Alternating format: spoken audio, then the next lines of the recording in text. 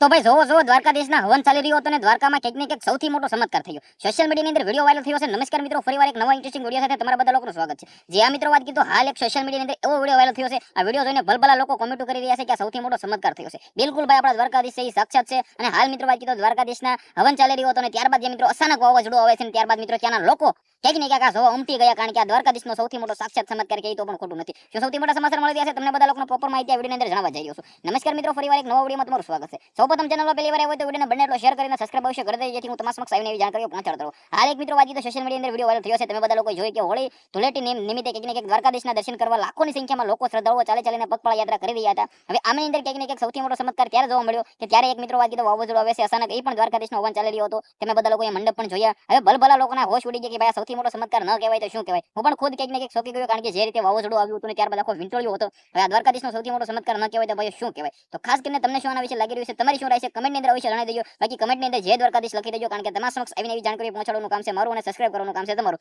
તો હાલ દ્વારકાધીશના દર્શન કરવા લાખોની સંખ્યામાં ગુજરાતના 18 વર્ષના લોકો સહિત ચાલીને પગપાળા યાત્રા કરીને જઈ રહ્યા છે. સારી એવી સેવાઓ પણ મળી છે. વચ્ચે કંઈક ને કંઈક મિત્રો સેવા કેમ્પો પણ લાગ્યા હતા અને જે રીતે આપણે બધા લોકોએ જોયું કે આ વખતે હોળી નિમિત્તે કંઈક ને કંઈક લાખોની સંખ્યામાં લોકો શ્રદ્ધાળુઓ 18 વર્ષના લોકો સહિત ચાલીને પગપાળા યાત્રા કરી રહ્યા હતા. જ્યારે હાલ એક વિડીયો વાયરલ થયો છે, તમારા સમક્ષ હું લાવ્યો છું. તમારા વિડીયો વિશે શું કહો છો, તમારી શું રાય છે, જે પણ કોઈ કમેન્ટ સેક્શનની અંદર અવશ્ય જણાવજો. વિડીયો બને એટલો શેર કરો. આજના વિડીયોમાંથી આટલી જ માહિતી. આપણે એક નવો વિડીયો મળે ત્યાં સુધી બધા લોકોને દિલથી ધન્યવાદ. જય હિન્દ, જય ભારત.